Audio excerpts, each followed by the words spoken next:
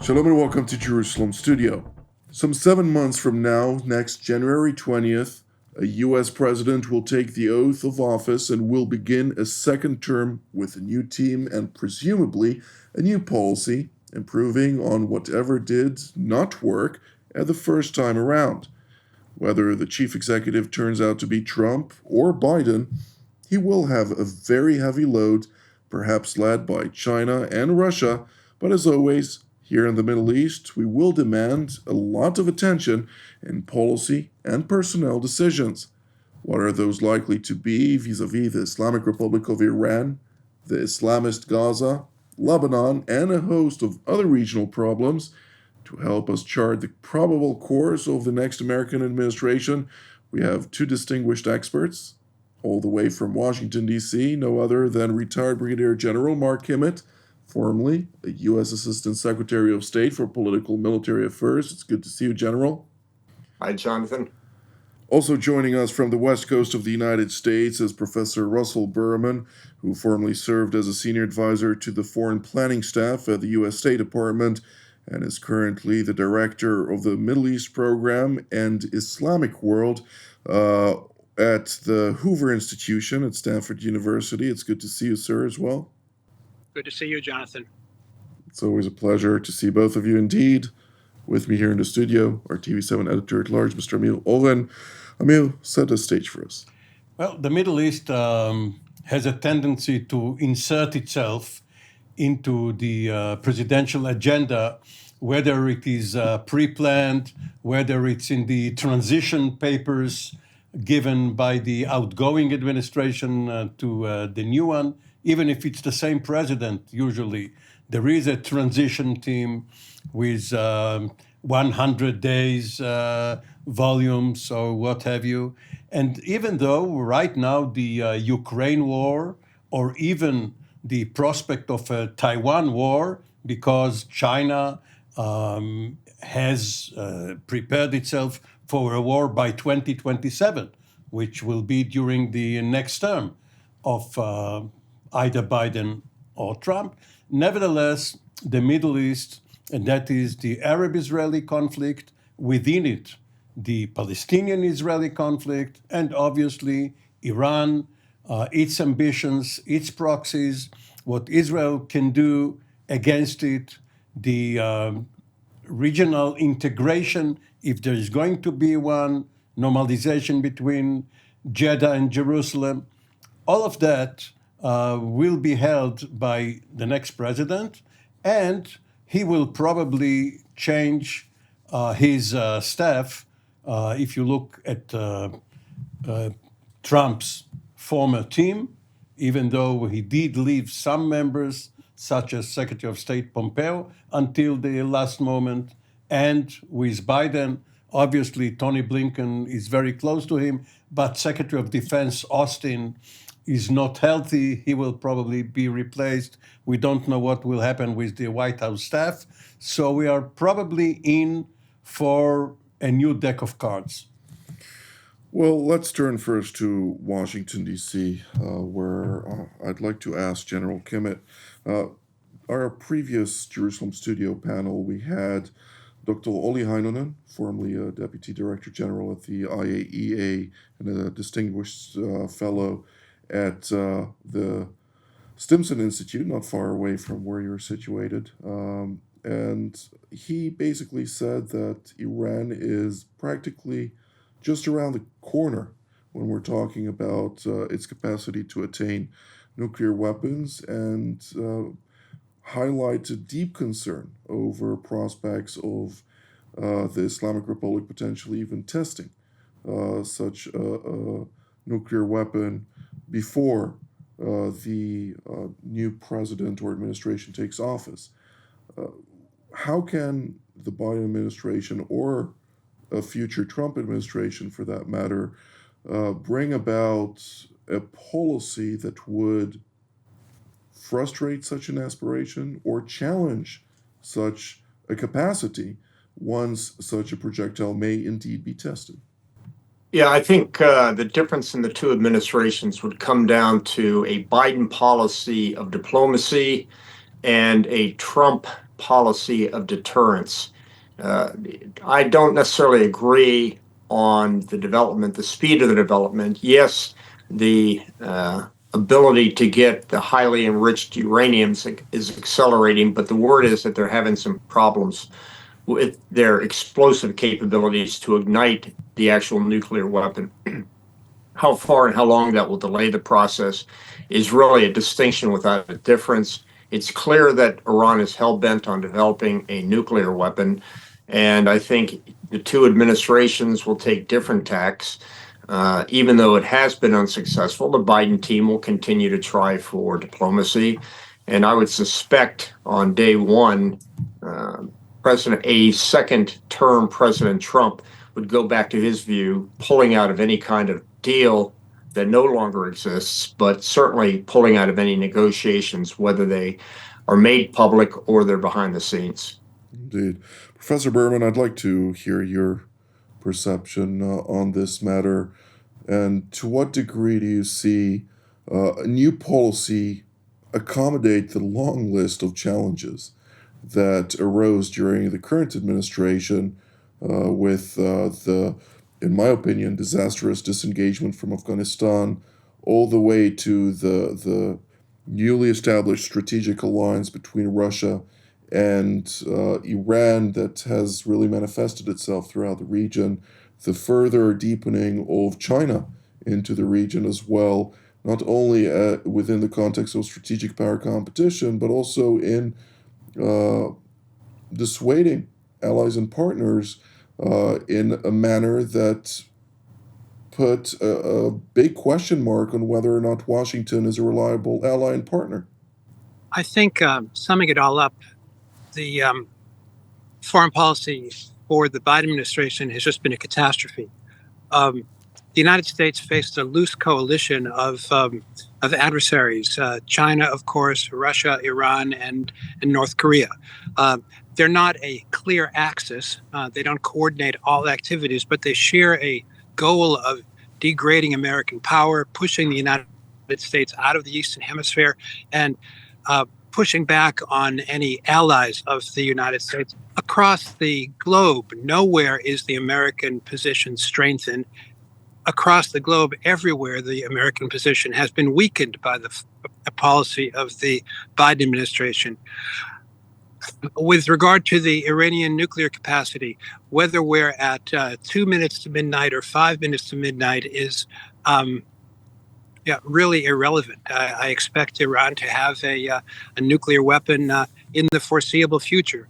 Perhaps it'll be tested before the election or after the election, before inauguration or after the inauguration. The future of a Biden Iran foreign policy will only be one of further appeasement. The future of a Trump Iran foreign policy will be a return to the sanctions that the Biden administration has refused to enforce. Indeed, Mr. Owen. This analysis, which, by the way, is probably accepted by the Biden team, even though they will not say it out loud, is one reason why they are striving for an Israeli-Saudi normalization as part of the solution, the way they see it, for the Gaza war. If I may just stop you for one Go ahead. hiatus. If the last time the Biden administration attempted such a normalization agreement before the October 7th massacre, and potentially Iran was behind the October 7th massacre that brought about the pause in efforts to normalize relations between Riyadh and Jerusalem, wouldn't you expect the Iranians to act out once again in another fashion? Perhaps they would, but they will probably not have enough time between this event and the election to bring it about. Maybe they do have something up their sleeve, but if there is a pathway to a Palestinian state, which is what the Biden team wants, regardless of whether it is feasible. But remember, the Trump vision for peace also called for a Palestinian state in 4 years' time. And both Netanyahu and Gantz, his arch rival at the time, agreed to this vision, which, by the way, included the transfer of the Western Negev, parts of which were attacked by Hamas. They were supposed to be linked to the part of the Palestinian So-called Authority deal of the century. in Gaza, Right. as industrial parks or wherever. So yes, it does look like a long shot, but it is possible. Well, General Kimmitt, I'd like to ask you to weigh in on this and what needs to be done in order to once again reassert the United States as the key dominant power and partner of choice in the Middle East, as was the case for many decades already? Well, unfortunately, I don't think the United States is going to reassert its predominance in the region naturally or as a matter of policy. It will probably happen as a matter of catastrophe and war. It's clear that the only reason that the Biden administration is talking to Riyadh, who at the beginning of the administration, its leader, President Biden, declared as a murderer, which is no way to start that relationship. But the only reason, as you said, to be engaged with Riyadh is to try to stop the war. It's clear that the Biden administration, and it was never more evident than in the Jake Sullivan article last September, where he said, Palestine has been quite quiet. The Middle East is as quiet as it's ever been. And there is nothing more clear to me than the Biden administration wants to make the pivot to Asia, that they don't want to get involved with the Middle East and will only do so if necessary. As Amir said, the Middle East always draws you back in no matter how hard you want to get out. And I don't think that it's going to pull us back in by policy, but by catastrophe. Well, taking into account that Jake Sullivan's senior director for intelligence happens to be a Palestinian, Mr. Maher, I'm quite curious on the exchange they had that brought about that line of opinion of Jake Sullivan, who published, as you mentioned, on foreign policy, a very expanded article on the way everything is great. And it seemed like foreign policy... Well, in his defense, the Israeli intelligence wasn't much better. I completely agree. And unfortunately so. But Indeed, Professor Berman, I'd like to hear your perspective on that as well. And can the United States bring itself into the picture in a more assertive way that would once again re-engage various allies who've been traditional allies of the United States in the region to a point where they would once again have the confidence in aligning themselves with U.S. policy? That strategy involves pursuing a regional security architecture, which was the end goal, really, of the Abraham Accords, a kind of normalization between Israel and Saudi Arabia as a counter to Iran. Since that was disrupted, of course, by October 7th. Right now, I think there are two really incompatible routes to go forward. The ending the war is crucial. The key, however, is to understand what ending the war means. For the Biden administration, ending the war means a ceasefire that leaves Hamas in power. Hamas in power and a pathway to a Palestinian state means ultimately a Hamas-dominated Palestinian state, which would just be a springboard for Iran.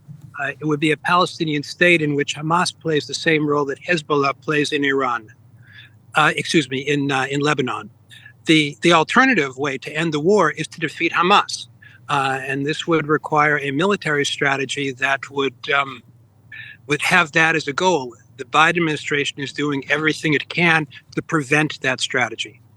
Yes, but Professor Berman, I'd like also to be fair with the Biden administration on this.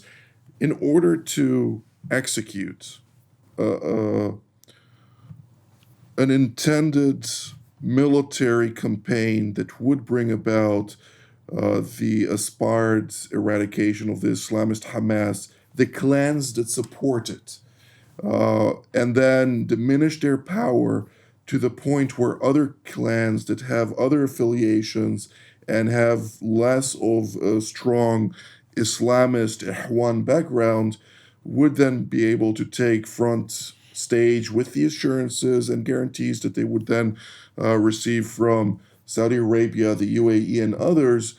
This would take a lot longer than the time allotted to any administration from now to November. So it's just not feasible within the time span that the Biden administration would hope to do something like that. Am I missing it? Well, I think this is because the Biden administration has made the Middle East and the Gaza war in particular dependent on the Biden campaign's electoral strategy.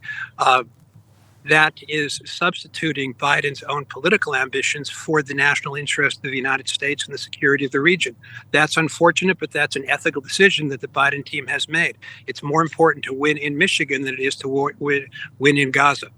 I think a question for us as we reflect on the dynamic of the Middle East is whether a genuine Abraham Accords, a genuine appreciation by Saudi Arabia of the value of an alliance with Israel or a normalization with Israel, is this going to be made more or less likely by Israel leaving Hamas in power? I think Saudi Arabia, although it can't say it, wants Israel to defeat Hamas. Indeed. Well, the war started more than a year before the elections. The IDF failed in deciding it quickly. Well, the Biden administration failed in blocking the Israelis from deciding it quickly because when there was pressure on the Islamist Hamas to a point of breaking, from what I remember quite vividly, was the Biden administration instructing Israel to insert gas and oil into the Gaza Strip to ensure that the generators of the hospital would continue to function, something that Israel was willing to do in another more creative method, and that was rejected by Washington altogether. Be it as it may, we are almost 9 months into the war, and except for the 1956 Sinai-Suez campaign, which took place a few days before the elections, which is one reason President Eisenhower was so angry at Israel, at Britain, and at France for doing it, along with the Hungarian invasion, of course, of the Soviets. This is the first war which takes place where the candidates are starting their summer presidential campaign season. The nominating conventions are upon us. So it behooves Israel to do, for the time being, what is in its own interest regarding the hostages and have a pause. It can always revert to war later.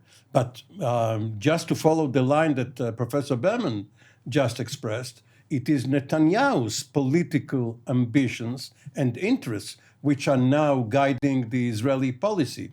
Any other Israeli prime minister who was not involved in a struggle for survival would have acted in a different fashion. Well, I don't disagree with you. I think that the political angle on Netanyahu is a political strain that drives right now his calculus. I think that it goes the same for Ben Gvir, for Smotrich, for every one of the coalition or the parliamentary composition of the current coalition in Jerusalem that makes steering of this war very sinister, it feels like. And it's very unfortunate that it's happening this way because Israel is fighting an existential war or a war that can lead to existential challenges. And therefore, General Kimmitt, as someone who was pretty much throughout all of the various positions related to the Middle East, from a senior planner at CENTCOM, all the way to the Assistant Secretary of State for Political and Military Affairs, who dealt with piracy in the high seas, not far from the Red Sea itself.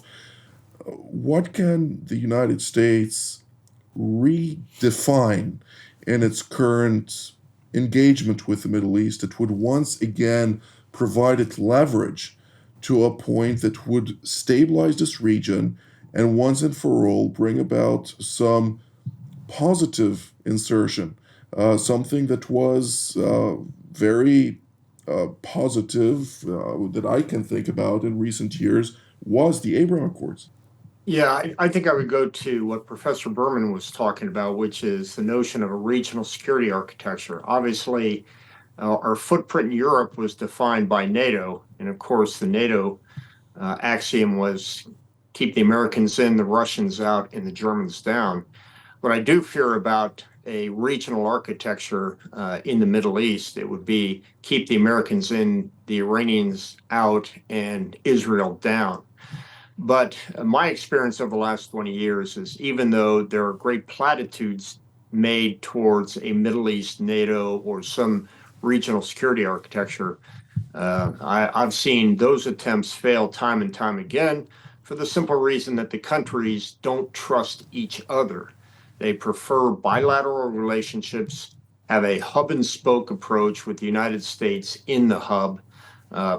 Candidly, I think the Iranian propaganda campaign is good enough to convince many of those countries that they are not a threat the way the Soviet Union was a threat, which required a regional security architecture. But if a regional security architecture is to be the fundamental method of achieving American presence and ensuring stability, I don't think that that's going to work in the Middle East as well as it has in Europe because of the massive distrust the countries have among themselves. With that being said, I think NATO was a key component or a key ingredient to the reconstruction of trust between Germany and France and Britain. Sure. And there's no lack of rivalry and even distrust right now between Paris, London, and Berlin. And Warsaw, you just need to listen to their ministers bashing both France and Germany every day. And I can go on and on and on. Of course, when we're looking at the Middle East, and Saudi Arabia is the one which ousted the Hashemites from their previous kingdom into a new kingdom, and the entire Sykes-Picot. I mean, everything here is a lot more fresh than what we're talking about in Europe. So it's a big question mark about this. But nonetheless, I take your point. We don't have very much time left, and therefore I'd like to revert to you once more and ask, okay, what should we focus on policy-wise to the near future, and what can you recommend to leaders in the United States and Washington right now watching this program? Well, two things. Number one, I don't think the Biden administration is going to change their policy in the next 6 months. As Professor Berman said, Michigan is far more important than Gaza. Number two, they wouldn't be listening to me anyway. But I think this is the time for a potential second-term Trump team, which is a very strong national security team, to start working their plans for how, again, as Professor Berman said, reverse the disastrous policy that the Biden administration has had for the Middle East. And you've got a lot of good heads and a lot of good names that will be ready to go from day one. Hopefully, the first thing it will do is reimpose the sanctions and send a very clear message to Iran with or without a nuclear weapon of what the United States is prepared to do. And number two, turn the Abraham Accords back on, put it on full speed. And even though it will not lead to peace, love, and understanding in the Middle East, at least it might result in a modus vivendi among the countries that haven't been able to achieve that in the last 100 years, if ever. Indeed. Professor Berman? As the general said, the Biden administration is not going to change its policy now before the election. What I wish is that it would not engage in the kind of charades it did with the announcement of the Israeli deal, or was it the Biden deal that took place last Friday? That's not helpful. I wish that to the extent that it promotes the idea of a Palestinian state, it would begin to discuss exactly what kind of state it means. It's surely not going to be a kingdom like Jordan. Does it mean a catastrophe like Lebanon? Will it be a democratic state at all? Will there be elections, and will those elections include Hamas as a party? Spelling out what a Palestinian state would be useful. But I really am hopeful instead for the outcome that the general pointed to, a second-term Trump administration very much oriented toward national security. Our political leadership has to make clear how fragile the world situation is right now, and that the course that the Biden administration has chosen to chart is making it ever more dangerous. I always enjoy listening to Professor Berman when he spells it out like this. Of course, also General Kimmitt. But I'd like to ask you, Mr. Oren, what do you see for the... I feel a certain aroma of nostalgia for Republican administrations. And I'm reminded of General Kimmitt's old boss, Condoleezza Rice, who forced Israel to have Hamas participate in the 2006 elections, which brought us to the point where we are today, along with other events. With that being said, before of course, we I also was working have on Pirates. Right. The Working Pittsburgh on Pirates. Yeah. Anyways, I'll leave my own commentary for myself today since we're out of time. So I'd like to thank Professor Berman, General Kimmitt, and Mr. Oren for all of your very interesting insights. And I'd like to thank all of you at home as well. Until our next edition from here in Jerusalem. Shalom.